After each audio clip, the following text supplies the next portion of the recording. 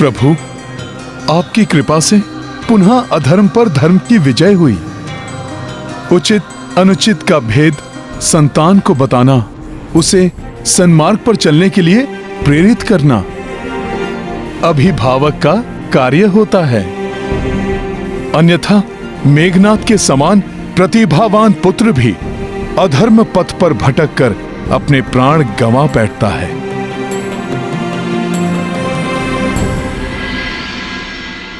प्रभु श्री राम की जय। प्रभु श्री राम की जय। भ्राता लक्ष्मण की जय। महाबली हनुमान की जय। महाबली हनुमान की जय। महाराज विभीषण की जय। दशरथ नंदन राजकुमार लक्ष्मण जी की जय। प्रिय नल,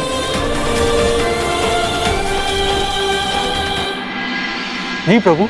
वैद्य शिरोमणि सुषेण जी कहाँ हैं? उन्हें बुलाकर भ्राता लक्ष्मण और महाराज विभीषण की चिकित्सा की व्यवस्था कराइए।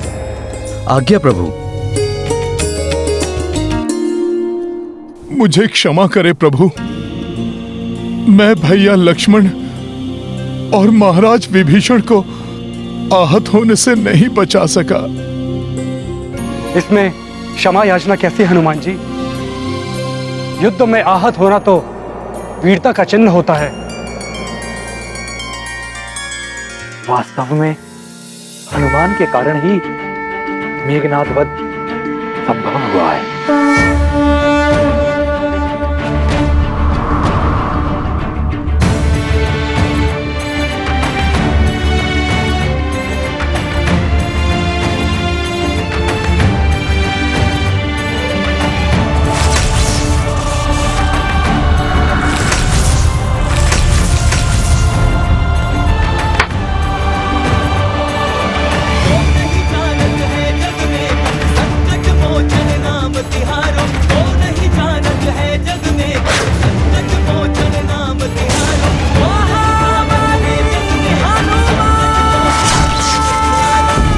उस जैसे मायावी अधर्मी के वक्त की प्रसन्नता की तुलना में ये घाव तो कुछ भी नहीं।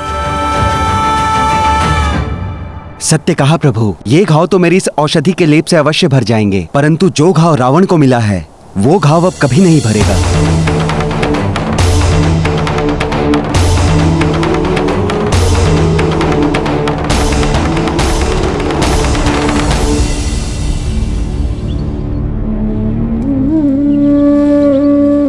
ओम केशवाय नमः, ओम नारायण नमः, ओम माधवाय नमः। पी जाइए।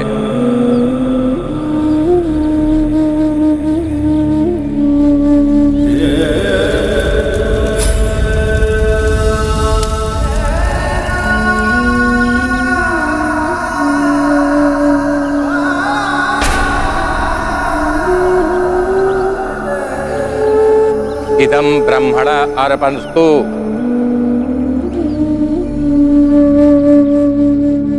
बोलिए, मैं रावण अपने पुत्र मेघनाथ के दिवंगत आत्मा की शांति के लिए के विहित श्राद्ध कर्म कर रहा हूँ। पितामह, पर पितामह सभी जीवित हैं, किंतु चौथी पीढ़ी समाप्त हो गई। बस आपको मेरी पीड़ा का भार नहीं है और न ही उसके प्रति कोई भी सहानुभूति आपको ज्ञात नहीं। एक पिता के लिए सबसे बड़ा भार उसके पुत्र के पिंड को उठाना होता है। ये बोझ तुमने अपने ऊपर स्वयं लिया है रावण।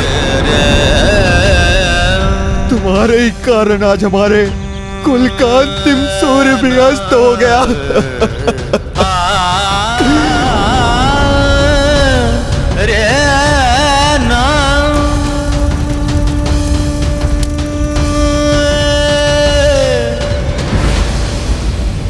पुत्र की मृत्यु की वेदना से त्रस्त होके भी यदि रावण में कोई परिवर्तन नहीं आया तो मुझे आश्चर्य नहीं होगा प्रभु।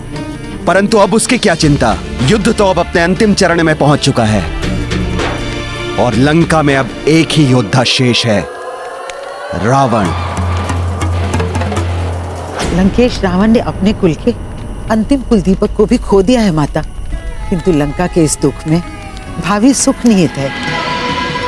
शीघ्र ही प्रभु श्री राम रावण का अंत करके उसके पापों से लंका को मुक्त करेंगे, जिसके पश्चात उनका आपसे सुखद पुनर्मिलन होगा। अर्थात अब रावण जो कुछ भी कर ले, प्रभु श्री राम और माता सीता के पुनर्मिलन की घड़ी अब अत्यंत निकट है।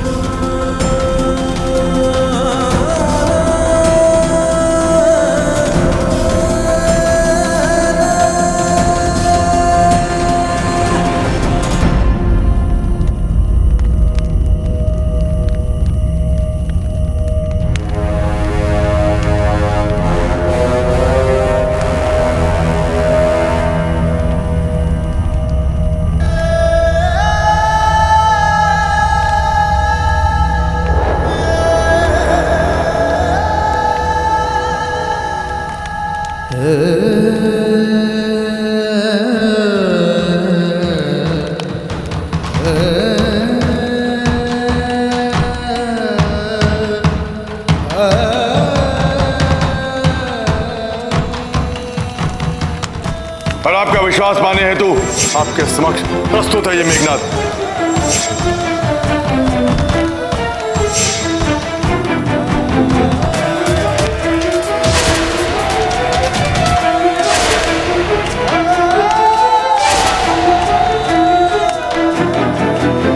सारे दीपक बुझ गए, कोई मेरा अपना नहीं बचा।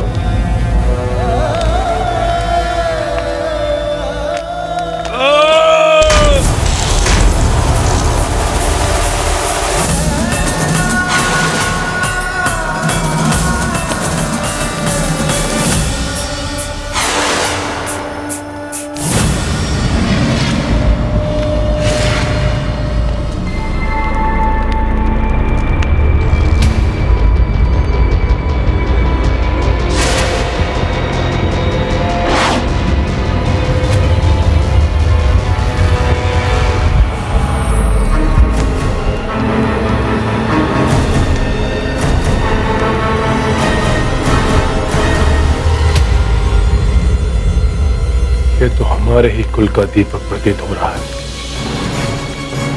परंतु यदि सब का अंत हो गया तो इस दीप की ज्योति कैसे प्रज्वलित है? कौन है वो जो रावण से और इस युद्ध से छिप कर बैठा है? ये आपके ही पुत्र का जीवन दीपक है महाराज।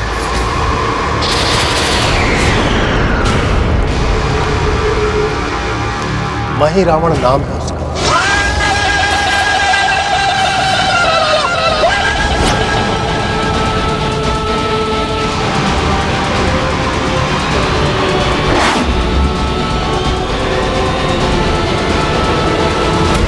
प्रभु, कल हम रावण को किसी भी अवस्था में युद्ध भूमि से जीवित नहीं लौटने देंगे।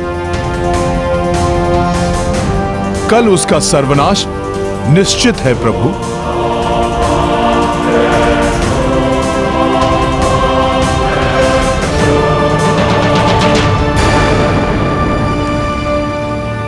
क्या हुआ हनुमान? तुम्हें किसी संकट का आभास हुआ है क्या? नहीं प्रभु, संकट नहीं। मुझे प्रतीत हो रहा है जैसे किसी अपार सकारात्मक ऊर्जा का आगमन हो रहा है।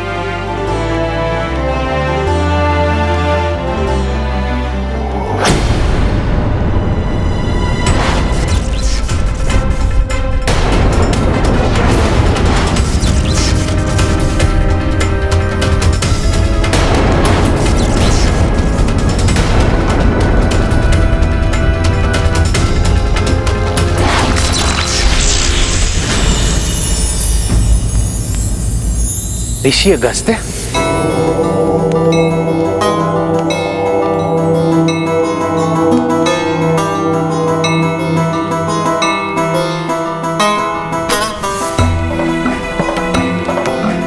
मैं अगस्त्य स्वयं तुम्हारा मार्गदर्शन करूंगा हनुमान।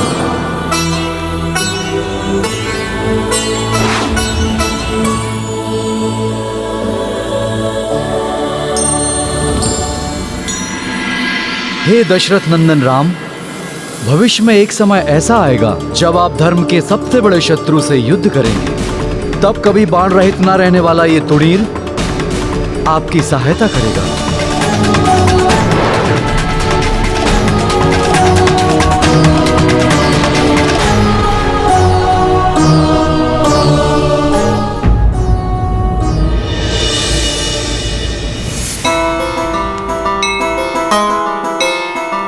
प्रणाम ऋषिवर। प्रणाम।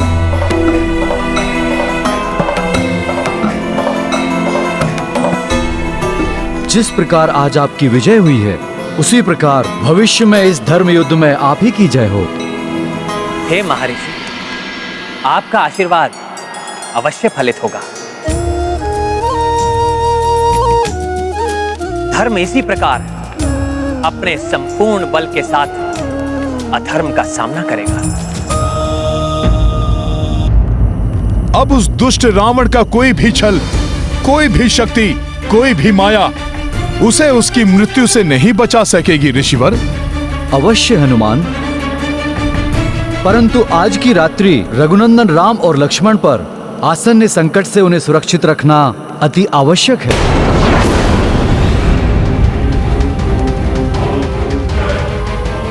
मैं इसी भावी संकट की सूचना देने यहां आया। ऋषिवर, कैसा संकट? वो तो समय आने पर ही ज्ञात होगा हनुमान। ध्यान रहे, सजगता में ही इन दोनों राजपुत्रों की सुरक्षा है।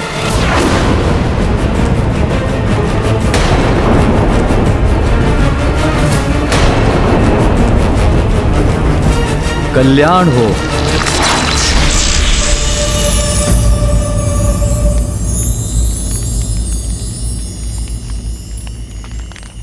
ऋषिवर किस भावी संकट का संकेत देकर गए हैं?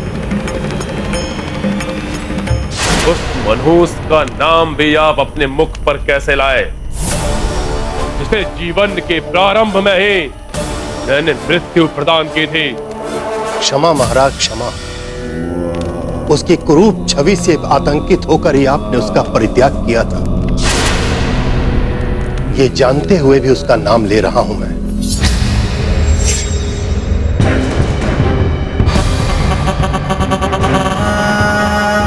ये कैसे सर्प रूपी भयानक पुत्र को जन्म दिया है तुमने? इसे भूमि की गर्भ में समाहित कर दो।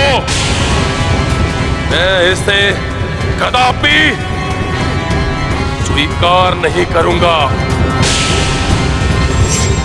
जिसे अशुभ मानकर आपने जीवित ही पृथ्वी में गाड़ देने का आदेश दिया था, आज वही आपका हित कर सकता है महाराज। पृथ्वी में गाड़े जाने के बाद भी वो बचा कैसे? वो आपका ही पुत्र है लंकेश। इतनी सहजता से भला प्राण कैसे खो देता? धरती में गाड़े जाने के बाद वो धरती को चीरता हुआ आगे बढ़ता गया और सीधा जाकर पाताल लोक में असुर माता सिंगिका के अंक में जा गिरा।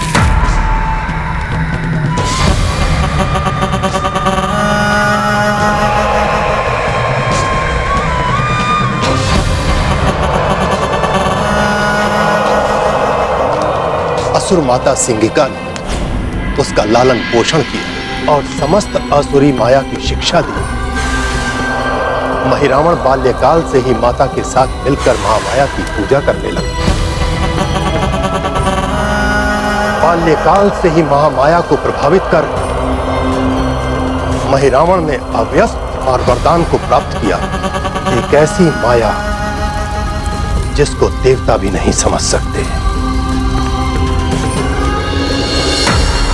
प्रणाम माता महामाया।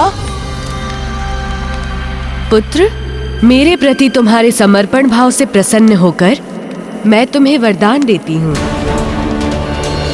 तुम सबसे बड़े मायावी बनोगे।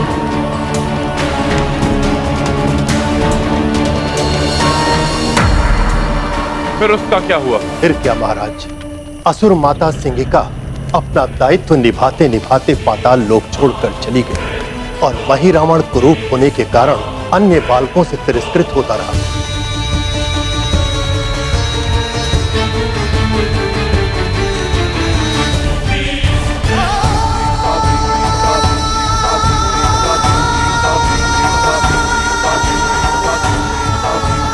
इस बालक को एकाकी देखकर पाताल लोक की राजकुमारी उसे भाई बनाकर अपने साथ राजमहल ले गई, जहां उसका लालन पोषण अन्य राजकुमारों के साथ हुआ।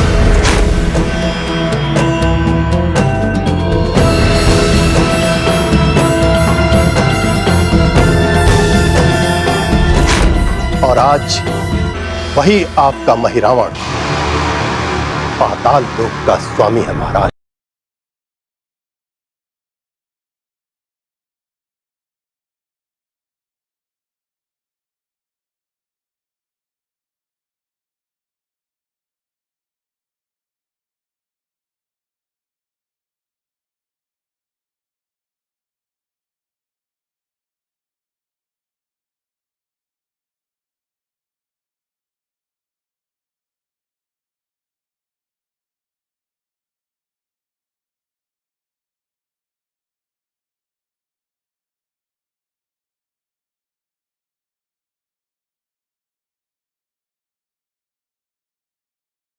और आज वही आपका महिरावण पाताल लोक का स्वामी है महाराज।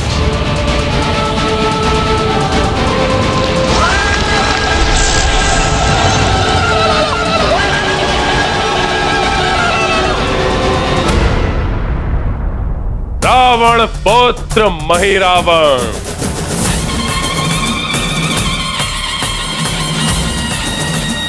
अब चाहे वो दुष्ट कुछ भी कर ले, हम सब उसकी चुनौतियों का सामना देने के लिए तैयार हैं। स्वयं महर्षि अगस्त्य हमें चेतावनी देने आए थे। अवश्य ही रावण कोई योजना बना रहा होगा। प्रभु, महर्षि अगस्त्य के शब्दों ने हमें चिंता में डाल दिया है, परंतु आपके मुख पर तो चिंता की एक भी रेखा तक उत्पन्न नहीं हुई। हनुमान, जब महाराज सुग्रीव जैसे पराक्रमी राजा का साथ हो, महाराज विभीषण जैसे महारथी का सहयोग प्राप्त हो, महाराज जामवंत जैसे अनुभवी योद्धा का आशीष हो, युवराज अंगद, नल नील जैसे वानर योद्धाओं से सज्जित वानर सेना हो, और तुम्हारे जैसे महाबली योद्धा हमारी रक्षा के लिए सदैव तत्पर हो, तो मुझे और लक्ष्मण को कैसी चिंता, कैसा भय। परंतु प्रभु, यदि स्वयं महर्षि आपकी और भ्राता लक्ष्मण की रक्षा के लिए सचेत होने का सुझाव देकर गए हैं, तो मैं उसके लिए हर संभव प्रयास करूंगा। मैं और सखा आपकी सुरक्षा का विशेष प्रबंध करेंगे प्रभु।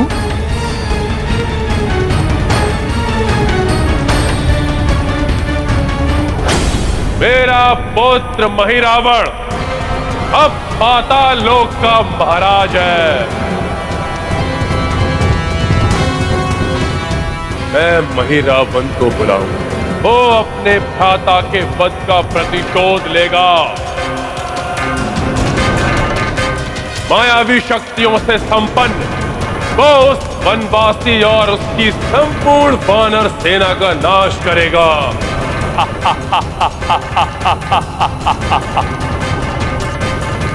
नहीं,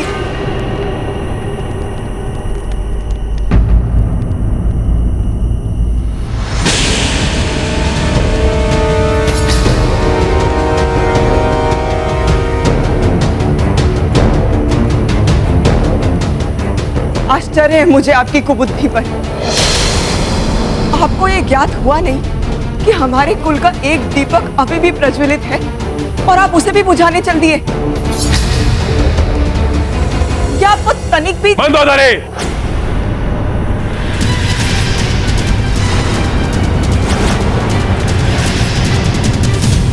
पिताश्री, अब आप ही मेरी सहायता कीजिए। समझाइए इन्हें इन्हें ऐसा मत करने दीजिए।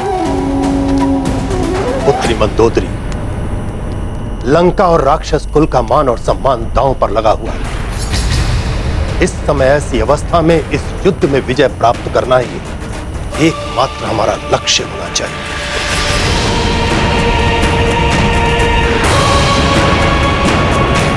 ये माता आपसे भिक्षा मांगती है, अपने एकमात्र पुत्र के जीवन की भिक्षा।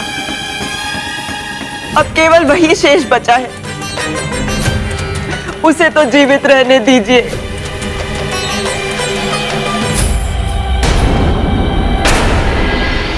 उसे मृत्यु के मुख में मत धकेलिए।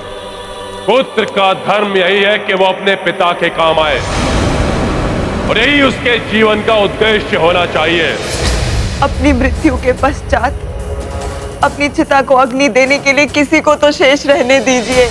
जीवित रहते जो पुत्र मेरा कार्य नहीं कर सकता, वो मेरे मरणोपरांत मेरे किस काम का।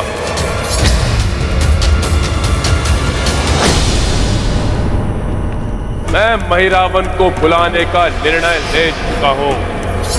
मैं इसी क्षण प्रभु के लिए ऐसे रक्षा शिविर का निर्माण करूंगा जिसे कोई भी भेद नहीं सकता।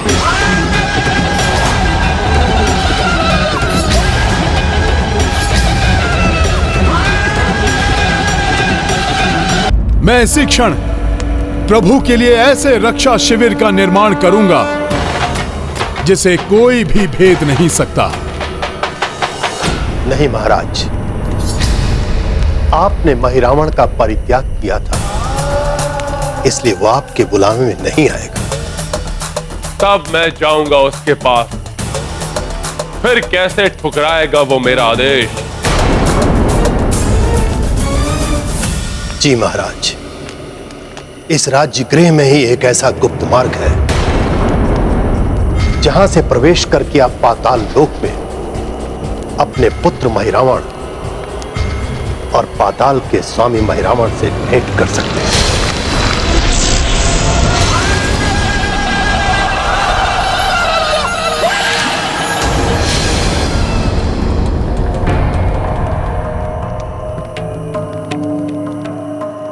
मैं इसी क्षण प्रस्थान करूंगा और उस वनवासी और उसकी संपूर्ण वानर सेना के लिए एक ऐसा दुर्दांत आतंक प्रस्तुत करूंगा जिससे उनकी रक्षा कोई नहीं कर सकेगा।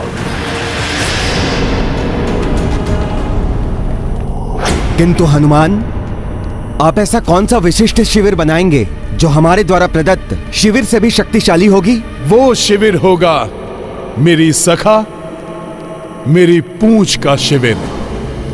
पूंछ का शिविर? हाँ, मेरी वज्र समान पूंछ को भेद कर कोई भी भीतर प्रवेश नहीं कर पाएगा, और उस शिविर का द्वारपाल भी मैं स्वयं रहूंगा। इससे बड़ी कोई अन्य सुरक्षा तो प्रभु के लिए हो ही नहीं सकती।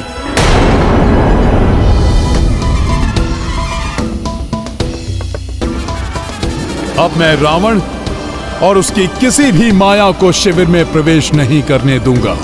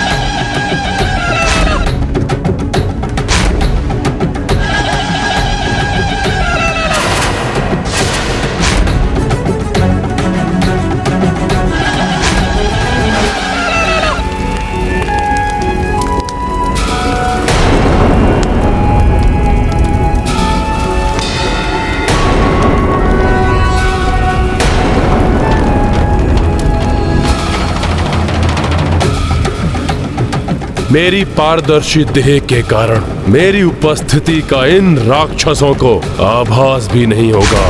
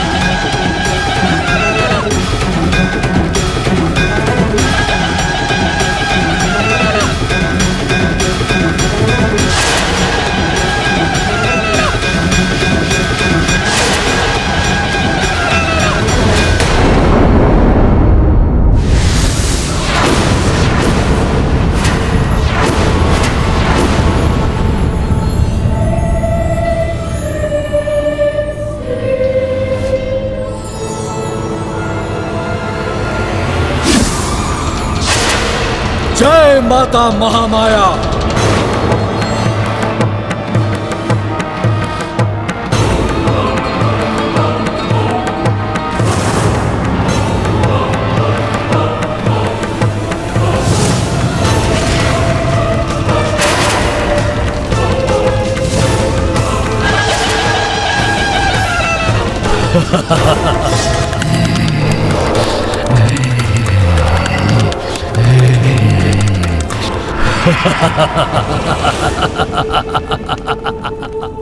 मेरे इस विशिष्ट पाताल भवन में मेरी इच्छा के विरुद्ध देवादिदेव शिव, देवी महामाया और मेरे जन्मदाता मेरे शिव भक्त पिता मात्र ये तीनों ही प्रवेश कर सकते हैं, अन्य कोई नहीं। वो मैं क्या? वो पिता जिन्होंने मुझे जन्म दिया, इस मही रावण को जन्म दिया, किंतु जन्म सिद्ध अधिकार से मुझे वंचित रखा, जिनका लहू मेरी धमनियों में हर क्षण दौड़ता रहा, परंतु उन्होंने अपने जीवन के एक क्षण का भी सानिध्य मुझे नहीं दिया। मुझे इस धरती में समाधिस्थ करके भूल गए, परंतु मैंने अपने जीवन के हर एक क्षण में उन्हें स्मरण रखा, जिनके हृदय के द्वार मेरे लिए सदैव बंद रहे, परंतु मैंने अपने हृदय के द्वार उनकी प्रतीक्षा के लिए सदैव खुले रखे। आज वो पिता जिन्होंने अपना पुत्र धर्म कभी नहीं निभाया, परंतु मैं उन्हें प्रणाम करके अपना पुत्र धर्म अवश्य निभाऊंगा। प्रणाम पिताश्री।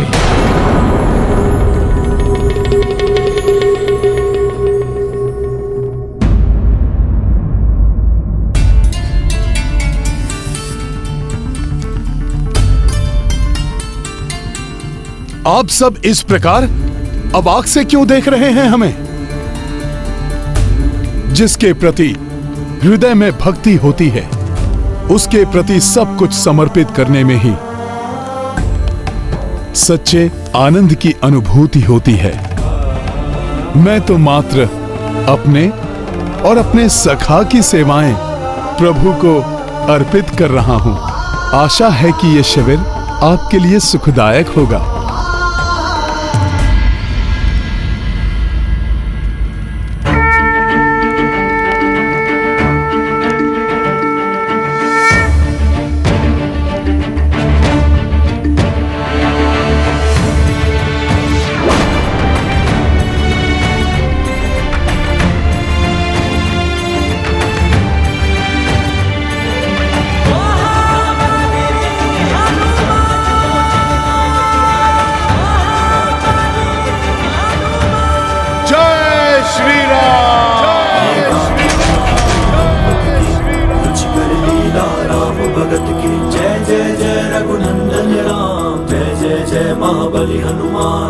संकट जो रघुबीर पे आयो, पवन तनय ही मार्ग सुझायो।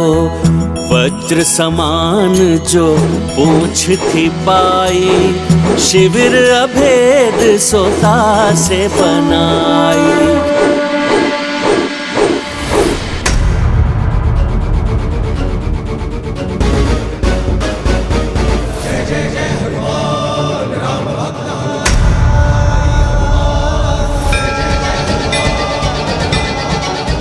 प्रभु, आपके लिए शिविर प्रस्तुत है।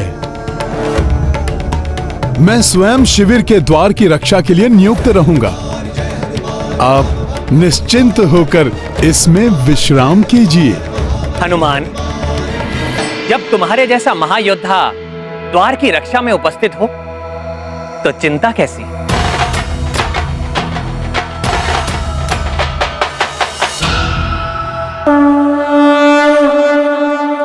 जामह श्री रघुनाथ पधारे, द्वार पे हनुमत भय रखवारे। वज्र सुरक्षा नाथ विराजे, काज पुनः कपि राम के साजे। महाबली हनुमत की रुचिकर लीला, राम भगत की जय जय जय रघुनंदन राम। जय जय जय महाबली हनुमान। रावण की बड़ी से बड़ी मायावी शक्ति भी इस शिविर में प्रवेश नहीं कर सकती। वो चाहे तो मेघनाद से भी बड़ी मायावी शक्ति को क्यों न ढूंढ ले। मेघनाद की भांति तुम भी तो मेरे पुत्र ही हो। भले ही मैं तुमसे जुड़ा नहीं रहा, परंतु मेरा नाम सदैव तुम्हारे नाम से जुड़ा रहा महिरावण, जो आज तुम्हारी पहचान है।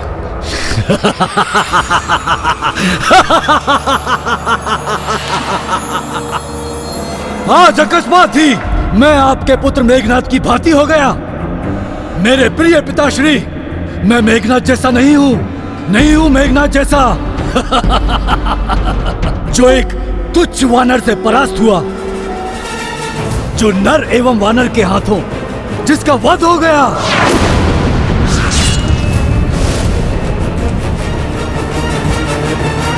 नहीं, मैं मेघनाद से अधिक मायावी शक्तियों का स्वामी हूं। पिताश्री, काल हूं मैं।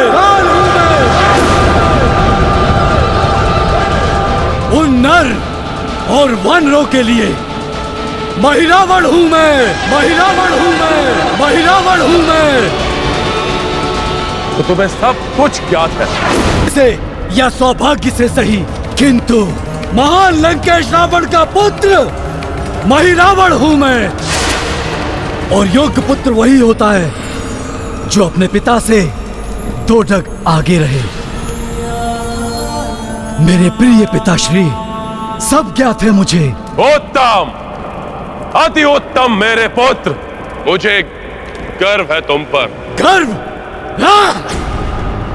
आपके 2 प्रतापी पुत्र अक्ष कुमार और मेघनाद वानर एवं नर के हाथों मृत्यु को प्राप्त हो गए। आपका एक भ्राता तो द्रोही निकला और एक भ्राता सर्वशक्तिशाली कुंभकर्ण रणभूमि में वीर गति को प्राप्त हो गया। और बचे हुए योद्धा तुच्छ वानरों के हाथों परलोक सिधार गए। हाँ पुत्र, हाँ। और ये सब कुछ इसलिए हुआ क्योंकि आपने एक पर स्त्री सीता का हरण कर लिया, मेरे प्यारे पिताश्री। और जब आपका सब कुछ समाप्त हो गया, आपको विवश होकर इस मही रावण के पास आना पड़ा, है ना? नहीं पुत्र, मैं दुर्भाग्य है आपका जो आपके इतने विलंब के पश्चात उस पुत्र का स्मरण हुआ जो पराक्रम में आपके पुत्र अक्ष कुमार से अधिक पराक्रमी है, जो माया में आपके पुत्र मेघनाथ से अधिक मायावी, और जो विकरालता में आपके भ्राता शक्तिशाली कुंभकर्ण से अधिक विकराल है।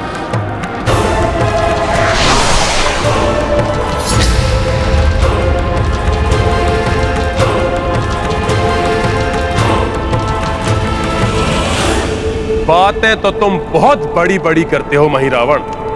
यदि इतना ही घमंड है अपनी शक्ति पर, तो जाकर अंत क्यों नहीं कर दिया उस वनवासी और उसकी वानर सेना का? क्या सोचते हैं आप? आपकी चार उकसाने वाली बातों से मैं आपकी बातों में आ जाऊंगा? मेरे प्रिय पिताश्री, मैं आपके पुत्र नहीं, आपके प्रिय पुत्र मेघनाथ की भांति नहीं हूं। बस! बार बार स्मरण मत कराओ मेरे मृत पुत्र मेघनाथ का। पीड़ा होती है ना? होती है ना पीड़ा? बहुत दुख होता है ना पिताश्री? अपने पुत्र से नहीं, अपने प्रिय पुत्र से दूर जाने की मुझे भी दुख हो रहा है। इतने वर्ष हो गए मेरे प्रिय पिताश्री, क्या आपको तनिक भी दुख नहीं हुआ मुझसे इस मही रावण से दूर जाने का?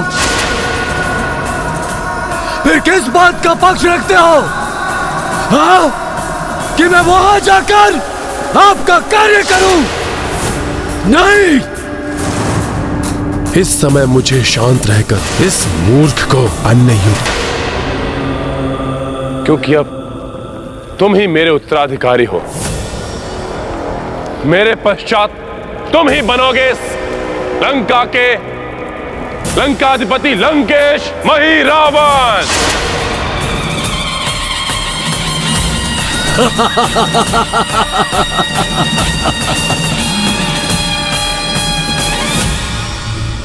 लंकेश मही रावण अच्छा लगता है सुनने में, कभी अच्छा लगता है, बड़ा ही कर्णप्रिय लगता है लंकेश मही रावण।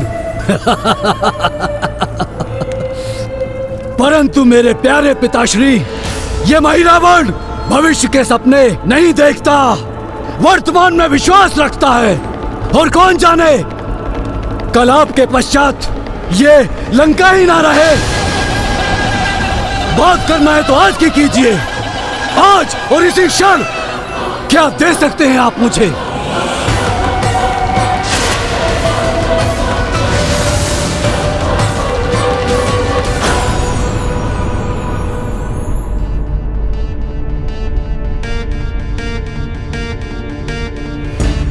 महाराज सुग्रीव, आप भी विश्राम कीजिए। यहाँ के लिए आप निश्चिंत रहिए, मैं सब संभाल लूंगा।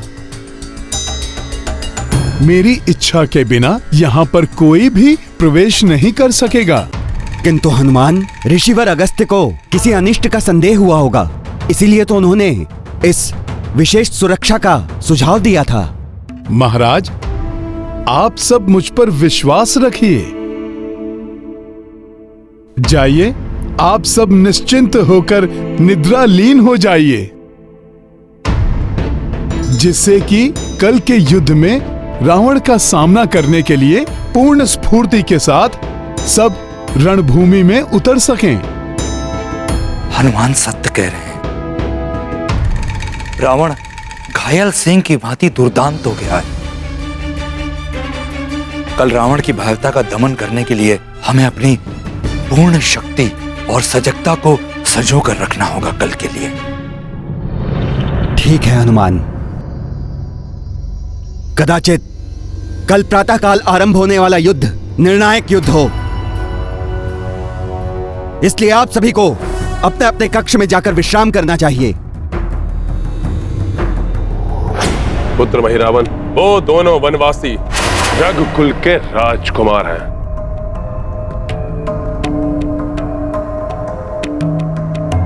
अत्यंत प्रतापी, सर्वगुण संपन्न, विकट तेजस्वी और महाज्ञानी, धर्म पालक, तन मन से सुंदर, सात्विक एवं शुद्ध आत्मा।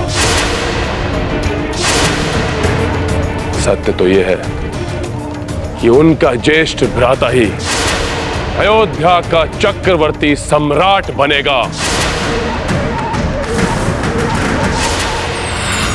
अकस्मात ही अपने शत्रुओं की इतनी प्रशंसा, ये हो क्या गया है पिताश्री को? यह सत्य है महिरावन कि तुम महामाया की प्रसन्नता के लिए तंत्र साधना करते हो, और तंत्र साधना के लिए उन दो वनवासियों से अच्छा बलि का पात्र और कोई नहीं हो सकता। उन दो शुद्ध आत्मा राजकुमारों की बलि चढ़ाने से महामाया अति प्रसन्न हो सकती है। क्या तुम ऐसा स्वर्णिम अवसर छोड़ देना चाहते हैं? सोचो महिरावन, सोचो। ऐसी शुद्ध आत्माओं की बलि पाकर देवी महामाया तुम्हें कैसी कैसी दुर्लभ शक्तियां प्रदान करेगी।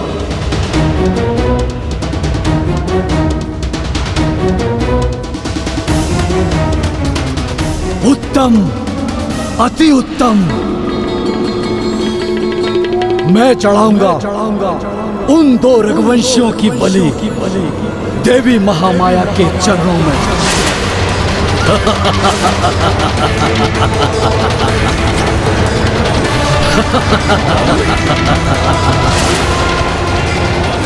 आज रात्रि की घड़ी परीक्षा की घड़ी है। मुझे क्षण प्रतिक्षण सतर्क। मैं चढ़ाऊंगा उन दो रघुवंशियों की बलि।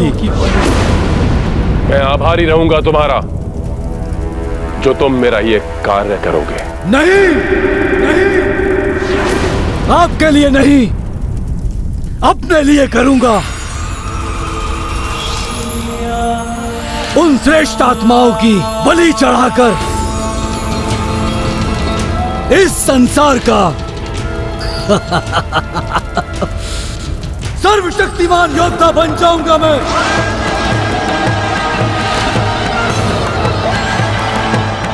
मेरी युक्ति सफल रही।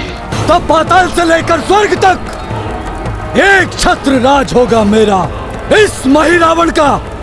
क्योंकि तब संपूर्ण संसार को अपने चरणों में नतमस्तक करने का सामर्थ्य होगा मुझ में, मात्र मुझ में। क्यों? ठीक कहा ना मेरे प्रिय पिताश्री? हाँ, पहले ये कार्य पूर्ण तो कर लो मेरे पुत्र। क्यों? संदेह है मेरी मायावी शक्तियों पर मेरे प्रिय पिताश्री? तो ठीक है, अभी दिखाता हूं।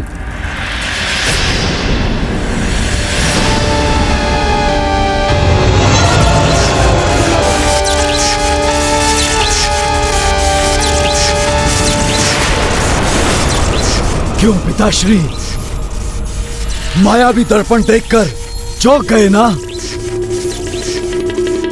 ये तो तुच्छ सा उदाहरण है मेरी मायावी शक्ति का। इसके द्वारा आप देख सकते हो कि वो दो रघुवंशी वनवासी कहाँ हैं और क्या कर रहे हैं।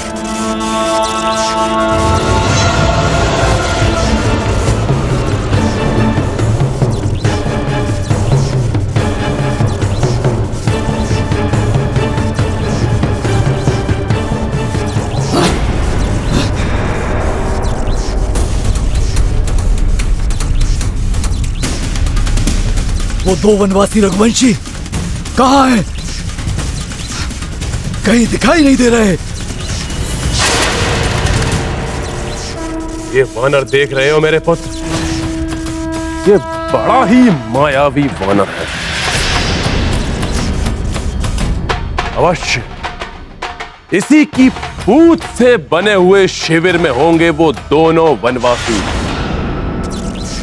प्रतीत होता है कि उन्हें आभास हो गया कि मैं तुम्हें भेज सकता हूं। परंतु पिताश्री, महिरावण हूं मैं, जो एक बार ठान लिया बस करके ही रहता हूं। मुझसे बचा नहीं पाएगा ये तुच्छ वानर, उन दो रघुवंशियों को नहीं बचा पाएगा। किंतु स्मरण रहे मेरे पुत्र, ये वानर बाल अवस्था से ही राक्षसों का काल बना हुआ है। हाँ, पता है।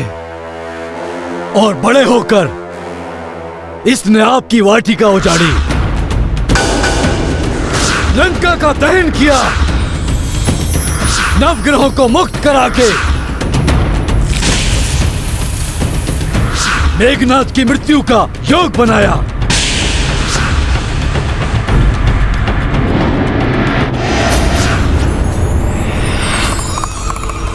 किंतु जिस महिरावण को धरती की घुटन भरी समाधि भी नहीं मार सकी, उसका क्या अहित करेगा ये तुच्छ वानर। पिताश्री, आप निश्चिंत होकर जाइए। प्रातः काल तक आपका ये महिरावण आपके शत्रुओं की बलि चढ़ा चुका होगा।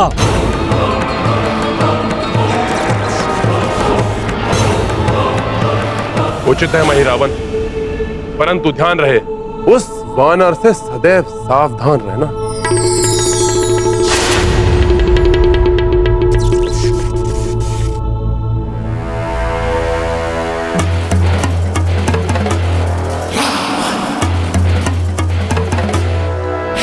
वानर बहुत ही सजग एवं सतर्क दिख रहा है ये वानर।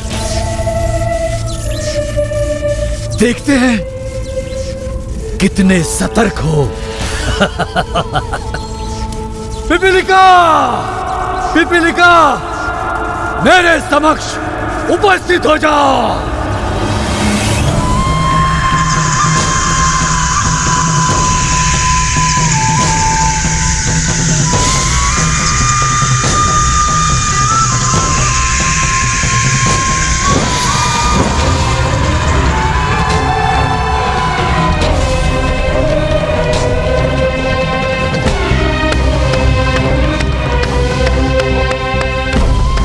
प्रणाम महाराज महिरावण।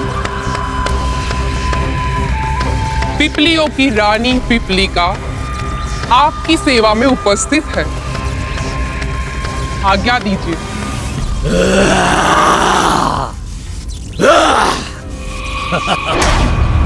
ये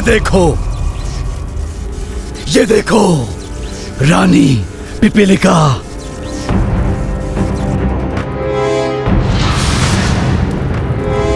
लंका की भूमि पर बना हुआ एक लांगूल शिविर।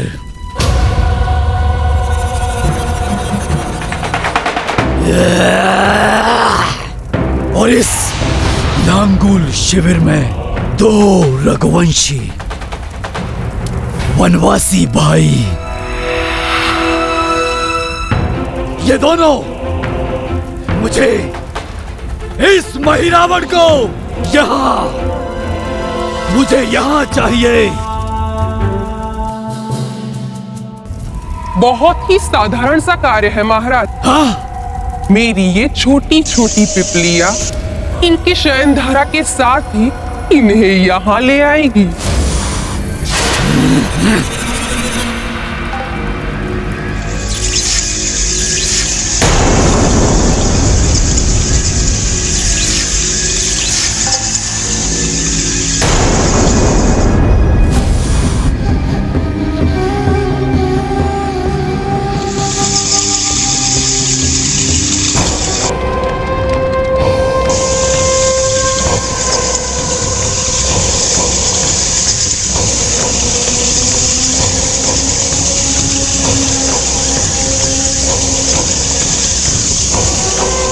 एक बार ये चींटियां इनको अपना जहरीला डंक मार दें, फिर मैं अपना काम करूंगा।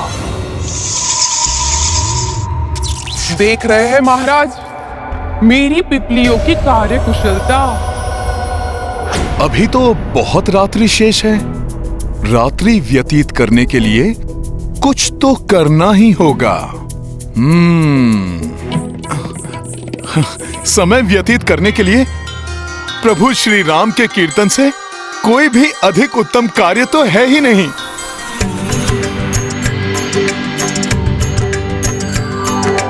राम राम जय राजा राम, राम राम जय सीता राम, दशरथ नंदन राजा राम, असुर निकंदन सीता राम। राम राम जय राजा राम, रघुपति राघव राजा राम, राम राम जय राजा राम, राम राम जय सीता राम।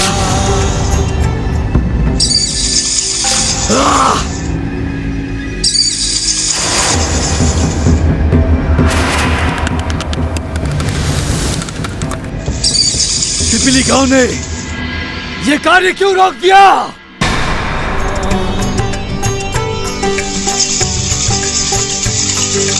राम राम जय राजा राम, रघुपति राघव राजा राम, राम राम जय राजा राम, राम राम जय सीता राम। राम राम जय राजा राम, राम राम जय सीता राम, दशरथ नंदन राजा राम, असुर निकंदन सीता राम।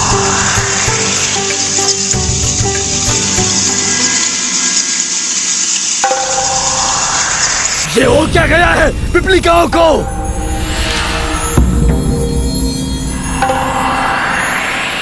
राम राम जय राजा राम, रघुपति राघव राजा राम, राम राम जय राजा राम, राम राम जय सीता राम।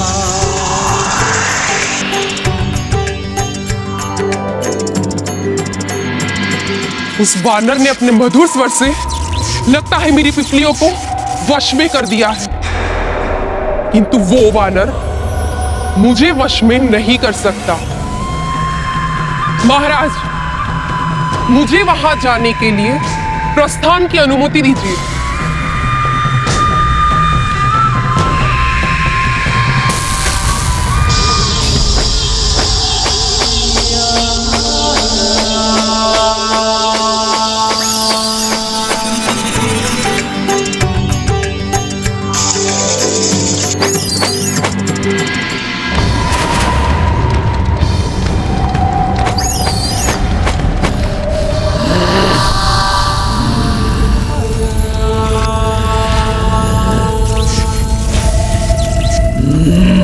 मेरी अंगार माया से ना तो ये भक्त बनी पिपलिकाएं बच पाएंगी और ना ये तुच्छ वानर।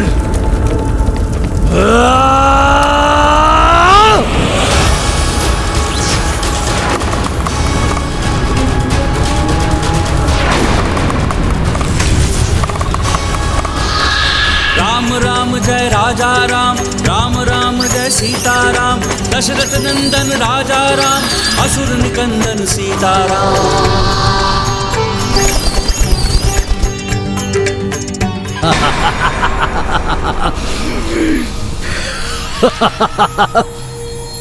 उन्हें ज्ञात भी नहीं हो पाएगा कि उन पे विनाशकारी अंगारों की वर्षा हो जाएगी।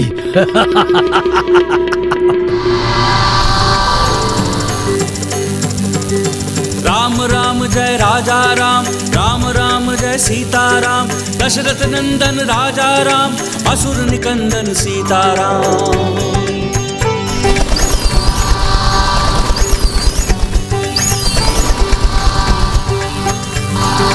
राम राम जय राजा राम, रघुपति राघव राजा राम, राम राम जय राजा राम, राम राम जय सीता राम। घोर आश्चर्य! अंगार वर्षा फूल वर्षा कैसे बन गई? जय जय श्री राम। राम जय राजा राम रघुपति राघव राजा राम इसकी पूंछ तो वज्र के समान कठोर है। डंक टूट गया है मेरा। पिपीलिका का डंक टूटकर चकनाचूर कैसे हो गया? असुर निकंदन सीताराम।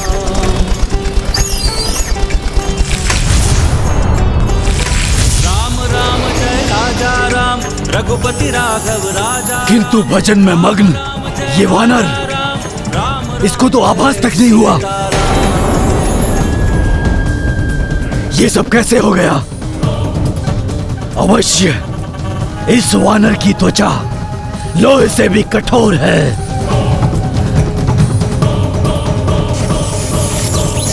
कोई बात नहीं वानर, ये मेरा पूर्ण कार्य मेरे दो अलक्ष्य दैत्य पूरा करेंगे। जय जय श्री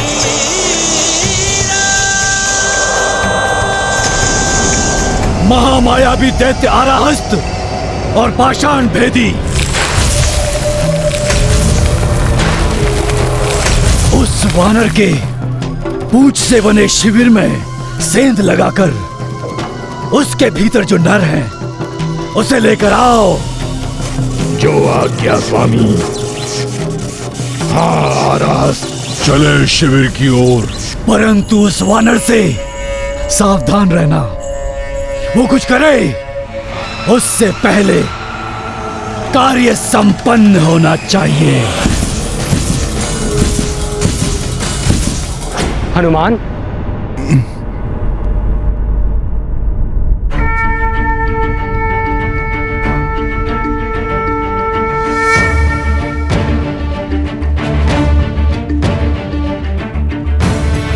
युद्ध की भीषणता के मध्य तुम्हारे इस मधुर भजन ने आनंद और स्फूर्ति से भर दिया है सबको।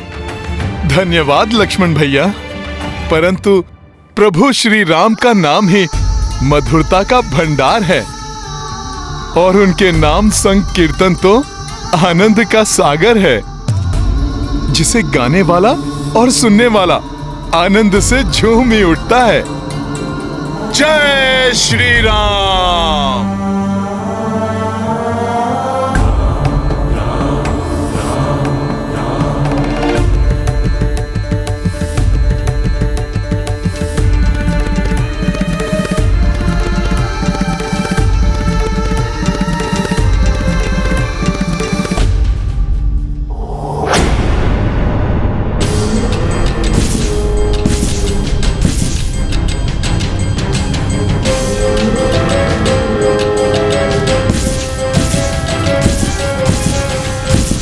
मुझे किसी के शिविर की ओर आने का आभास हो रहा है।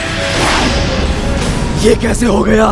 मेरे दैत्य तो अलक्ष्य हैं, जिनकी उपस्थिति के बारे में किसी को ज्ञात तक नहीं होता। उनके आक्रमण से पूर्व उस वानर को उसका आभास कैसे हुआ?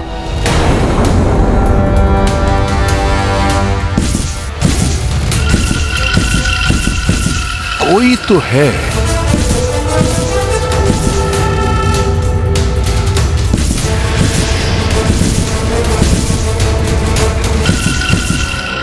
कोई तो है।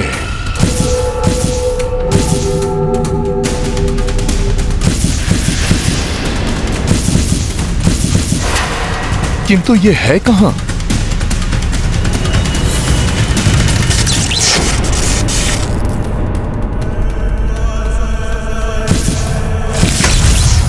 मुझे ऐसा क्यों आभास हुआ जैसे कि किसी ने सखा को स्पर्श किया हो।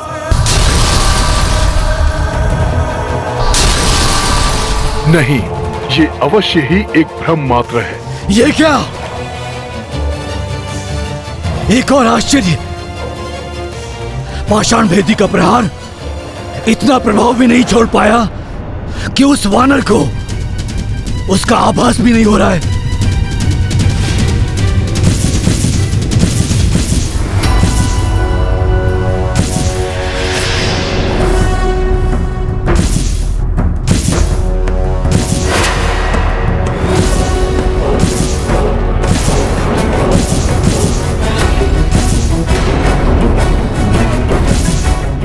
और ऊपर से ये मूर्ख आराहस्त उस वानर की पूंछ काटने के स्थान पर भयभीत होकर बिना प्रहार किए वापस लौट रहा है।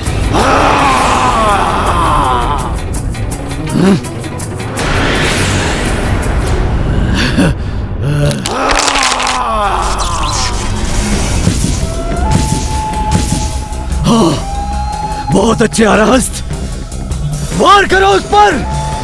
तुम अवश्य सफल होगे।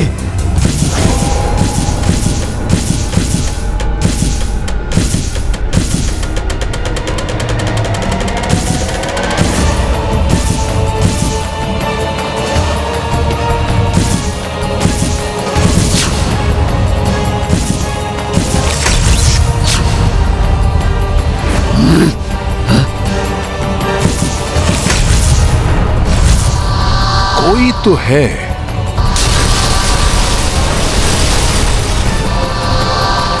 नहीं हनुमान, ये अवश्य ही एक भ्रम मात्र है। इस वानर की पूंछ क्या धातु की बनी है क्या, कि इतने भीषण प्रहारों के पश्चात भी इस पे कोई प्रभाव नहीं पड़ रहा, और ना ही इन प्रहारों से इससे किसी बात का आभास हो रहा है। पिताश्री लंकेश सत्य ही कह रहे थे, उस वानर से सावधान रहना। रात्रि का अंधकार और गहन होता जा रहा है, मुझे और अधिक सावधान रहना होगा।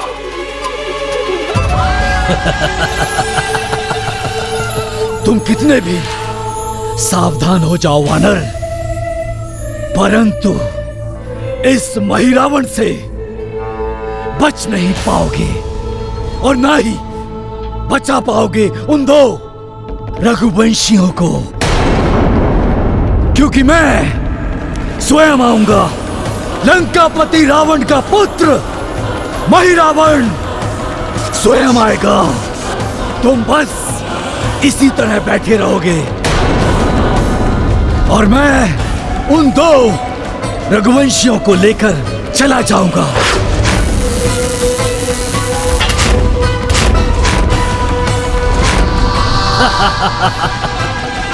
और जब तक तुम्हें ज्ञात होगा, तब तक मैं महिरावण उन दो रघुवंशियों की बलि चढ़ा दूंगा, चढ़ा दूंगा।